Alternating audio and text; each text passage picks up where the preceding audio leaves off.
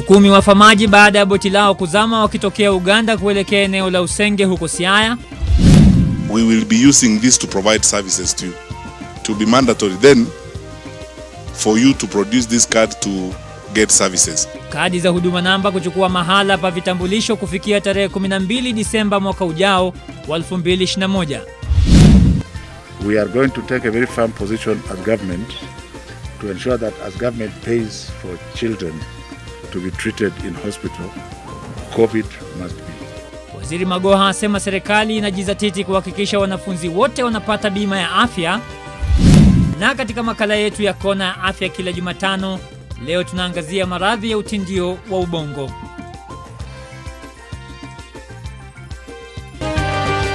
Mbashara kutoka jumba la Nation, hii ni NTV Jioni na Salim Swaleh.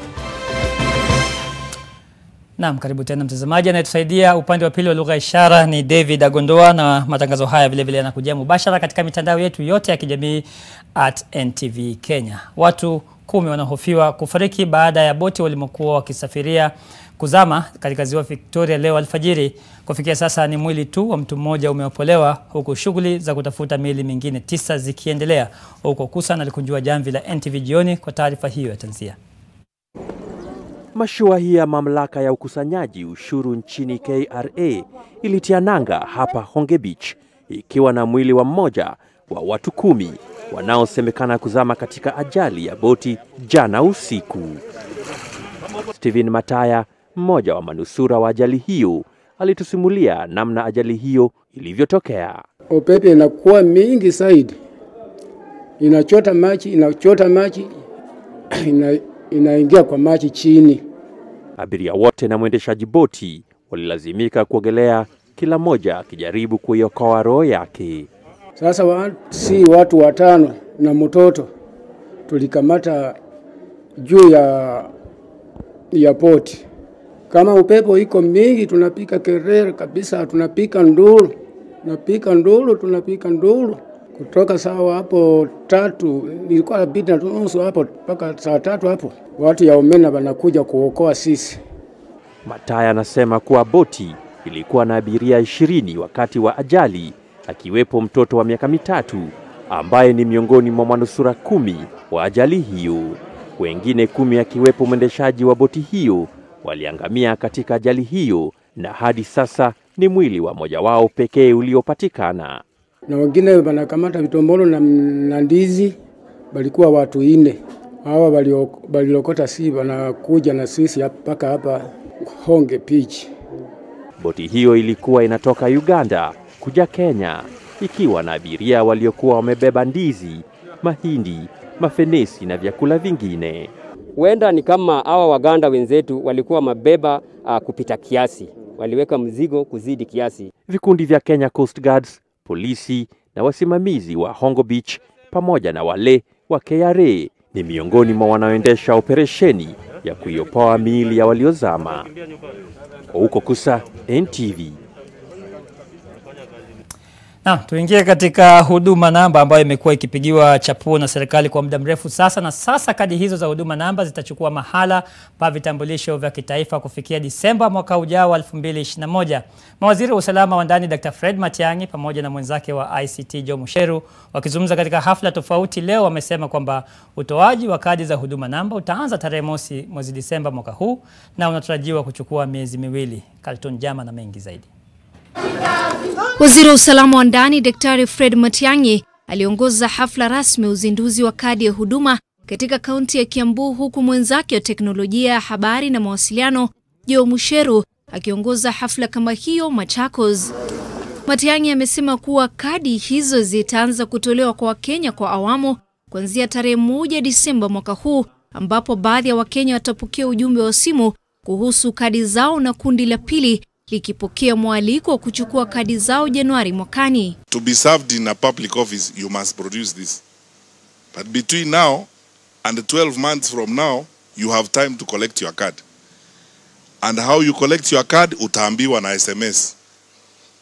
Fulani wa fulani, Bwana Wanyanga, kadi yako iko pande ile, kuja uichukue. Kwa mujibu wa mawaziri hao, shughuli ya utoaji kadi hizo itaendelea kwa miezi 12 na kufikia Disemba mosi mwaka ujao. Kila Mkenya anapaswa kuwa na kadi ya huduma ili kupata huduma zote nchini. The intention of the president and the government is to create this single source of truth so that all your information can be found and carried in one card. The program has begun for rolling out. All the legal requirements and obligations have now been settled and the card can now be issued. Kila Mkenya atapata ujumbe kujua ni wapi atapokea kadi yake ili kuzuia watu wengi kutangamana sehemu moja kwa pamoja kuchukua kadi zao. Baadhi ya Wakenya walipokea kadi zao hii leo katika hafla uzinduzi rasmi wa kadi hiyo. Ninaona hakika sasa maisha yamekuwa mapya. Maana sasa hatutakuwa tukibeba vyeti. Serikali imeahidi utoaji huduma utaimarika, huku sekta za kibinafsi pia zikishinikizwa kuimarisha huduma zake. Unasumbuliwa, unaenda huko, unaitishwa huku, naambiwa sijui leta huku, ona wazee, sijui nani, ushenzi kama huu ambao umetusumbua miaka yote. That is why I said that with this now, hiyo story sasa imekwisha. Kaltun Jama, NTV. Tuingia katika masuala ya elimu sasa, ambapo serikali inaendelea na mikakati kuhakikisha kwamba wanafunzi pamoja na walimu wanapata bima ya afya na kuweza kupata ili wafanikiwe kupata tiba ifaayo iwapo wataambukizwa corona wakiwa shuleni. Hayo ni kwa mujibu wa Waziri wa Elimu Profesa George Magoha, ambaye anasema kwamba serikali inajizatiti kuhakikisha kwamba masomo yanafanikiwa, haswa katika kipindi hiki ambapo wanafunzi wamerudi shuleni katika janga la corona. Kwa mujibu wa Wizara ya Elimu, mchakato wa kufungua shule nchini kwa awamu unaendelea ipasavyo. We must learn to live with it. It is inconceivable to say the children should stay at home for years until corona is under control. Hata hivyo, idadi ya maambukizi yanayoshuhudiwa shuleni yanawapa wadau mbalimbali wasiwasi. Cases have also risen within the communities, so we can't really attribute the cases in schools to school reopening. I still think that maybe we were not right to bring the 3 classes. Maybe we should have brought a few more. At one point, we became careless, I'll use that word, and we saw like now the disease is controlled, we can just go back to our norms. So it is not really the Ministry of Health or Education. It is actually a widespread problem. Ili kuhakikisha kwamba kila anayeugua COVID-19 shuleni anapata huduma inayofaa, serikali inaweka mikakati kugharamia matibabu. We are going to take a very firm position as government to ensure that as government pays for children to be treated in hospital, COVID must be. Haya yanajiri wakati ambapo wadau katika sekta ya elimu wanazidi kutathmini iwapo shule zinafaa kufungwa au kuendelea, huku maambukizi yakiongezeka. We should not close the schools. I know it is difficult, especially for the parents. When you have a child in school, you don't know what is happening in that school. You feel hopeless. But I think if really we do the right thing, the right guidelines for these people, we should manage not to close the schools. But for schools that are affected, do they have the capacity to quarantine those children and isolate the positive cases? We know that some private schools have even closed permanently and say they are not going to reopen because they are overwhelmed by what is happening right now. And so the pressure on public schools is going to increase when schools reopen, because they must accommodate these children whose private schools have closed down permanently. And so I think that it is difficult. The ministry is facing challenges, but I still feel that in the end, we are going to end up with a new calendar year, a new school calendar that allows the year to begin in September, so that we have the 2 terms of January to April and May to July. Maambukizi ya corona yameongezeka shuleni, huku wasimamizi wa shule wakitakiwa kuweka mikakati kabambe kudhibiti maambukizi shuleni. Leila Mohamed, NTV. Naam, asante sana Leila Muhammad. Tuingie katika masuala ya siasa, na hapo kesho Rais Uhuru Kenyatta pamoja na kinara wa ODM Raila Odinga wanatarajiwa kuanzisha rasmi mchakato wa ukusanyaji sahihi kwa ajili ya kuanza rasmi mchakato wa maandalizi ya kura maamuzi kwa ajili ya BBI. Na bila shaka kama anavyoripoti sasa mwanahabari wetu wa masuala ya kisiasa Kennedy Mureithi, ni kwamba tayari kuna utata ndani ya makundi ya Rais Uhuru Kenyatta na Raila Odinga kuhusiana iwapo ni wakati sahihi wa kuanza shughuli hiyo. Maandalizi ya hafla ya uzinduzi wa mchakato wa kukusanya sahihi kama mojawapo ya hatua muhimu kabla ya kura ya maamuzi yako katika hatua za mwisho, huku mahema yakitundikwa katika ukumbi wa kimataifa wa mikutano KICC. Waandalizi wameweka mikakati kuhakikisha kanuni za kudhibiti kusambaa kwa korona zimezingatiwa, kwa kuwa idadi ya waalikwa si kubwa sana. Miongoni mwa walioalikwa ni viongozi wa ngazi mbalimbali za kisiasa, viongozi wa kidini, miongoni mwa wasemaji wa wawakilishi wa makundi tofauti katika jamii. Rais Uhuru Kenyatta na mshirika mwenza katika handisheki kinara wa ODM Raila Odinga wanatarajiwa kuongoza hafla ya kesho. Uzinduzi huu unajiri siku moja tu baada ya Odinga kusisitiza kuwa treni ya BBI imeng'oa nanga na yeyote aliye na mtazamo tofauti ajipange kupinga BBI katika kura ya maamuzi. There will always be doubting Thomases in any process.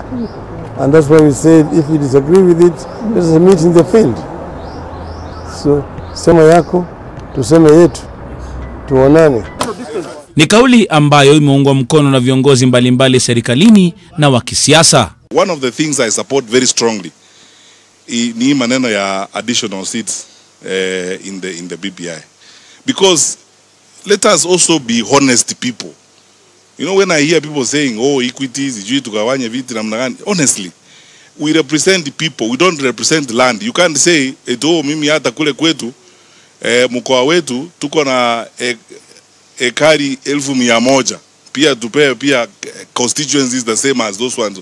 It's not, representation is about people. Aidha, waendeshaji wakuu wa BBI wamealikwa katika mkutano huu hapo kesho, wakiwa na jukumu la kuhakikisha kuwa pindi Rais Uhuru Kenyatta na aliyekuwa Waziri Mkuu Raila Odinga watakapotia sahihi vitabu hivi, watavichukua kuvipeleka katika county hadi katika wodi na kuhakikisha kuwa wamekusanya sahihi zaidi katika kipindi cha wiki moja. Kennedy Mureithi, NTV, katika ukumbi wa KICC. Asante sana Kennedy Mureithi. Mtazamaji, na hadi kufikia hapo tunapata mapumziko ya kwanza. Tukirudi tutakuwa na mengi zaidi, ikiwa ni pamoja na makala yetu ya kila Jumatano ya Kona ya Afya. Usende mbali.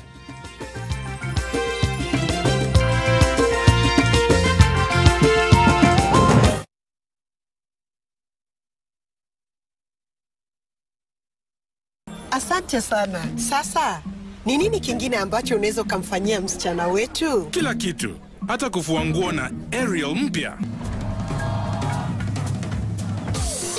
Unaniamini sasa? Ariel huondoa madoa sugu kwa mosho mmoja. Ijaribu leo uamini. Get fresh, gotta get fresh. Down is a boom boom powder, ni boom boom powder. Smell fire na uchafuzi na zidi na improve downy. Protect nguo zangu na nukia niko safi. Lazima niwe fresh na down is boom boom powder. Boom boom powder is new boom boom powder. Smell zote na zi boom boom powder for freshness. Down is boom boom powder. Na ni 15 bob tu.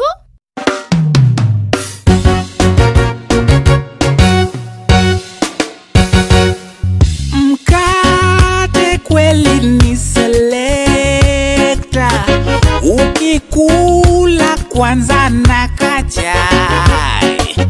Tunasema mkate gani tamu zaidi, wenye afya tele tena post zaidi. Bei yake bado ni ile ile nafuu, na unapatikana karibu na wewe. Selecta, selecta, selecta. Mkate ni Selecta. Rock Industries Limited wanakuletea bidhaa za plastiki zinazotumika kila siku maishani, kuanzia matumizi ya jikoni, usafi na shuleni, miongoni mwa matumizi mengine. Chakula kitamu sio upishi tu, kikiwa kitamu kisha kipakuliwa katika vyombo maridadi kinakuwa kitamu zaidi. Ndio maana Rock Industries Limited wanahakikisha mezani na jikoni kunapendeza kwa kukuletea vyombo maridadi vya plastiki. Vyombo hivi ni vya viwango vya juu, vyenye rangi nzuri ya kupendeza, umbo wa kuvutia na vinadumu. Baadhi ya bidhaa za plastiki kutoka Rock Industries Limited ni vikombe, glasi, sahani, jagi, begi, bakuli, vijiko, vichana na kadhalika. Na bidhaa hizi muhimu zinapatikana katika duka lililo karibu nawe pamoja na maduka ya jumla kwa bei nafuu. Kwa maelezo zaidi wasiliana na Rock Industries Limited kupitia nambari 0722575619 au 0736028181. Do more to protect yourself and family from viruses that remain on the clothes. Separate laundry that has been exposed and do not shake to minimize the possibility of dispersing the virus through the air. Soaking your laundry in water and hand washing powder does more to kill germs than just a normal wash. After washing, dry your clothes in direct sunlight. They say we do the expected. We say we're more than you expect. Sunlight, more than you expect. So vile nasema, wacha nikubatie statistics. Niko na gamia 1500. Tunakuwa drapo gamia na kuwa 6000. 2000 natengeneza leather, natengeneza viatu, wallet, kibeti, nauza hapa. Nabatia wewe 50%. Wacha niweke credit nikupigie. Namna gani wewe? Hii mambo ya kuishiwa na credit kila saa. Come on. Nunua hiyo simu ya Vodafone. Calling fiber to fiber is 0 shillings per minute. And it is not expensive. Only 2,999 Kenya shillings. Alo hali wa. Hata fadhali hiyo credit ikae ninunue simu basi. Faibika leo na Vodafone for only 2,999 Kenya shillings. It will always be free to call fiber to fiber. When the world changed, it made us go back to the simple joys and love the little things even more. Like serving up your best, eating together, and sharing more. Now, we'll take nothing for granted and always remember to taste the simple joys.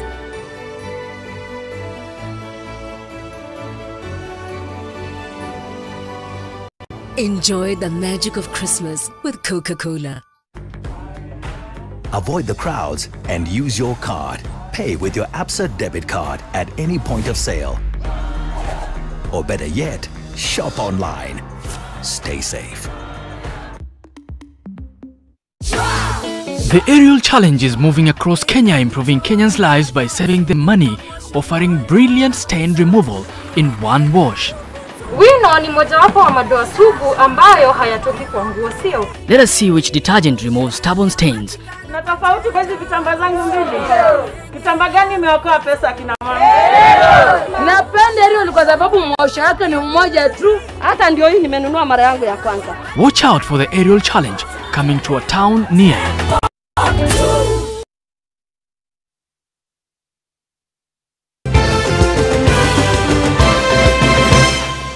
Karibu tena mtazamaji, tuendelee na taarifa za NTV jioni, na sasa nampisha mwenzangu Nuru Abdulaziz akikuletea makala yetu ya kila Jumatano ya Kona Afya, leo akizungumzia kwa kina zaidi maradhi ya utindio wa ubongo.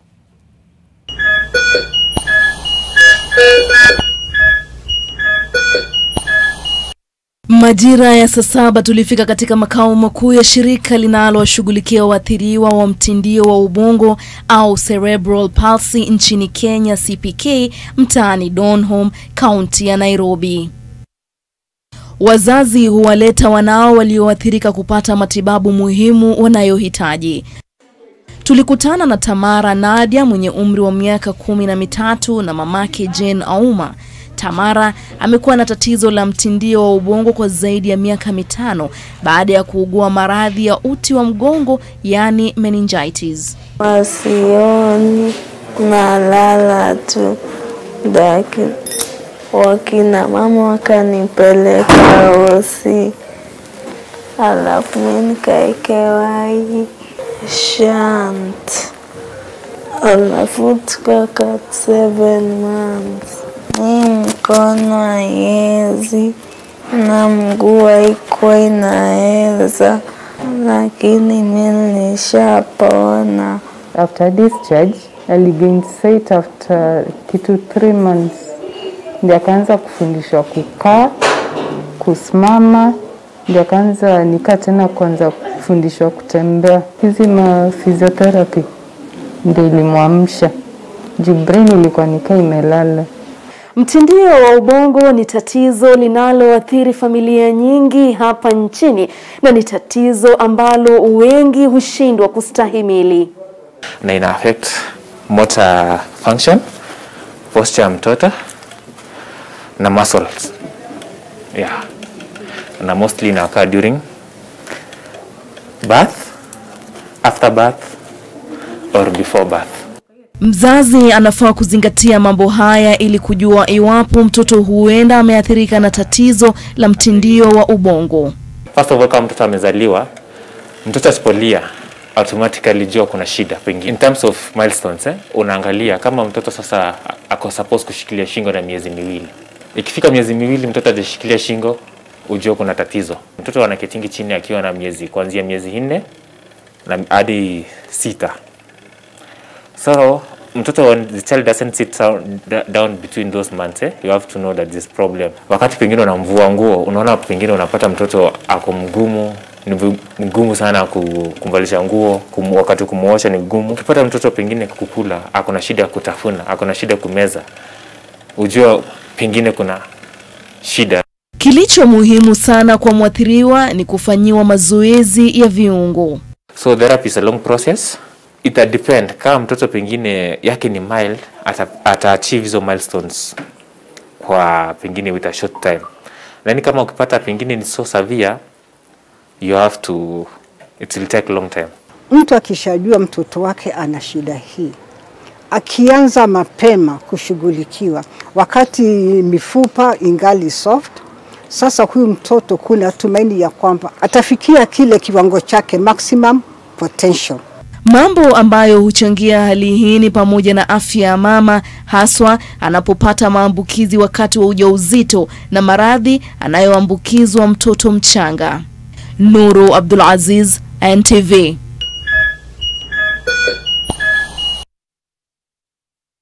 Natumai umejifunza mengi hapa mtazamaji, na usikose kujiunga naye Nuru Abdulaziz katika makala mengine ya Kona Afya Jumatano ijayo. Kuanzia mwezi ujao basi wanaovuka kwa miguu katika kivuko cha Likoni huko Mombasa watapata afueni, kwani badala ya kusongamana kwenye feri sasa watatumia daraja jipya ambalo linaning'inia juu ya bahari.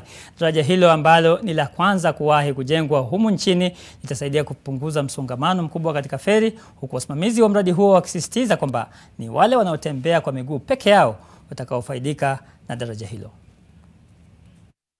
Ujenzi wa daraja la kuning'inia ili kuwasaidia wanaotaka kuvuka kutoka Liwatoni upande mmoja wa bahari Hindi hadi Likoni upande wa pili wa bahari uko katika hatua za mwisho, huku wasimamizi wa ujenzi wakisema tayari 80% ya ujenzi imekamilika. Ni daraja la kipekee kwani mbali na kuwa na urefu wa mita 800 lina uwezo wa kufunguka na kufungika ili kutoa nafasi kwa meli kubwa za shehena kupita kabla ya kutia nanga bandarini. The foundation is a piling which have gone deep underground. The second one is the steel structure, which is a structure supporting the floating bridge. Then the third one is the pontoon. This is a location where it will be closing and opening. Inajengwa vizuri na imekaribia kumalizika, na tunatarajia kwamba kufikia Disemba 15 hivi wananchi wataweza kutumia daraja hii kuvuka kutoka sehemu hii hadi nyingine. Ni daraja lililojengwa mahususi kwa wanaotembea kwa miguu, huku ikitarajiwa likianza kutumika misongamano katika feri itaisha, kwani zaidi ya watu 3,000 wanaotembea kwa miguu hutegemea huduma za feri kila siku. Daraja hili linatarajiwa kuleta taswira mpya itakayoinua picha na sura ya kaunti ya Mombasa. It's an iconic bridge. It will be very attractive, as you can see, and it will be a pull factor to our tourism. Many people would want to come and enjoy the mere sight of people walking over water. It will not be a miracle anymore. Serikali inasema imeweka mikakati ya kuruhusu vituo vya magari ya umma pande zote za daraja na pia usalama wa kutosha kwa wananchi wanaotumia daraja hilo. Kevin Mutai, NTV katika kaunti ya Mombasa. Mwelekezi wangu Mike anasema hala basi tuende zetu Mombasa tukapite darajani. Mtazamaji, tunapata mapumziko mafupi. Yoshua Makori tayari ameshajaa studioni kuletea mengi katika ulingo wa spoti. Usicheze mbali.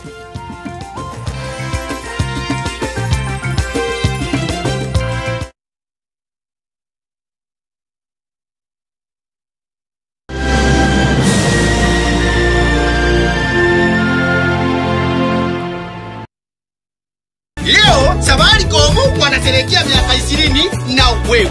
Piga star 444 star 20 hasi. Tumia shilingi 20 pekee utunukiwe 20 minutes na 20 MB.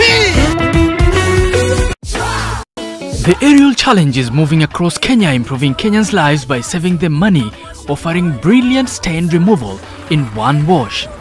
Wino ni mojawapo wa madoa sugu ambayo hayatoki kwa nguo, sio? Let us see which detergent removes stubborn stains. Na tofauti kwa hizi vitambaa zangu mbili. Kitambaa gani imeokoa pesa kina mama?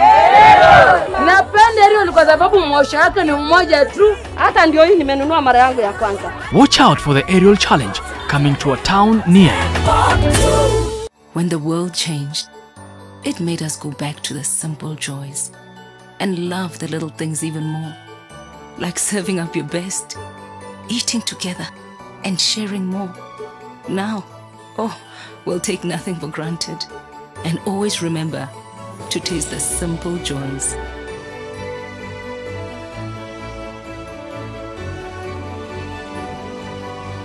Enjoy the magic of Christmas with Coca-Cola.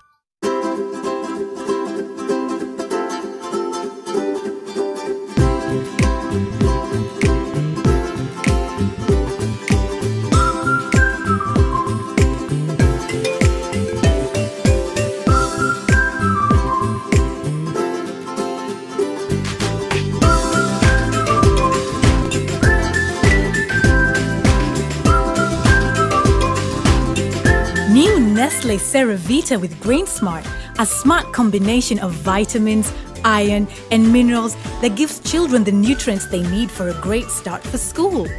New Nestle Ceravita with Grain Smart, also available in a small affordable pack. Go ahead is believing to make each day a brighter day.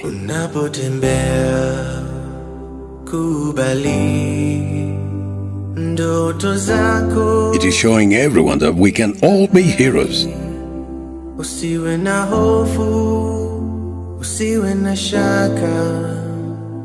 Going ahead is our courage to do something new. It's those small acts that go a long way. It means growing our own. It is making the most of what we have. It is supporting each other where we can. To go ahead. Now, that is the Kenyan spirit.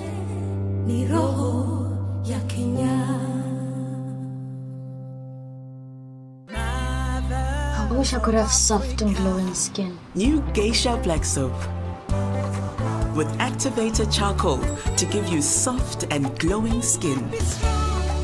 New Geisha Black Soap and New Geisha Moringa. Ah, Helen Paul. Hello, madam. Would you like to join us on this mission? Yes, but how? Just one question for you. How do you keep your toilet clean? I use regular detergent and bleach for washing and removing yellow stains. I've been using it for years. Oh, madam, the regular detergents and bleach are used for washing clothes. To disinfect your toilet properly, you need Harpic 10X. It is specially made for germs and stains removal. Harpic's thick formula settles on stains and gives 10 times better cleaning compared to regular detergents and bleach. Wow, now I'm convinced, Helen Paul. Really? Yeah. Now that she's part of the mission, the next house is yours.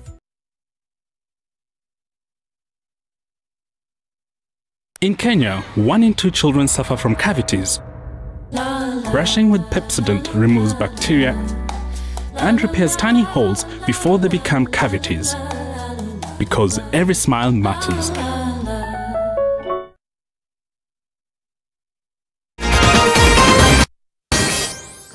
Ndio mida sasa kudunda viwanjani haraka upesi. Nitayoshwa Makori. Baraza kuu la shirikisho la mpira miguu hapa nyumbani FKF limeteua kamati ambayo itaendesha ligi kuu kuanzia msimu ujao. Kamati hiyo iliyo na wanachama 7 itaongozwa na mwenyekiti wa klabu ya KCB Azuogola. Wanachama wengine ni Dan Shikanda wa AFC Leopards, Robert Maoga wa Kariobangi Sharks, Laban Jobita wa Western Stima, John Terry wa Posta Rangers, Rais wa Sofapaka Eli Kalekwa na afisa mkuu mtendaji wa Wazito Dennis Gisheru. Daudi Thiru ndiye meneja wa ligi kuu ya FKF. Naye Grace Mwelu ametwikwa wadhifa wa meneja wa mawasiliano sambamba na mauzo ya ligi hii ambayo inatarajiwa kuanza wikendi ya tarehe 28.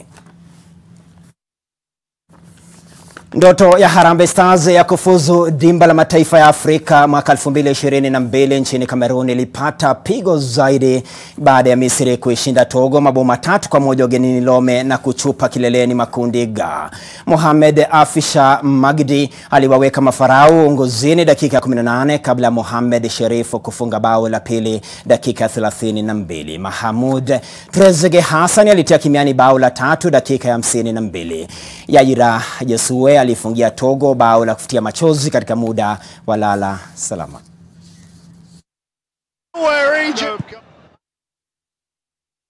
Katika anga ya mataifa ni kwamba kiungo wa Manchester City Ferran Torres alitia kimiani mabao 3 na kuisaidia Hispania kuipepeta Ujerumani mabao 6-0 huko Estadio Olimpico de la Carituja kwenye kundi A4 na kujumuika na Ufaransa katika mchuano wa fainali ya ligi ya mataifa Ulaya utakaokuwa na timu 4. Mbali na Torres, wengine waliofungia Hispania ni Alvaro Morata, Rodri na Mikel Oyarzabal. Hiki ni kipigo cha kwanza kikubwa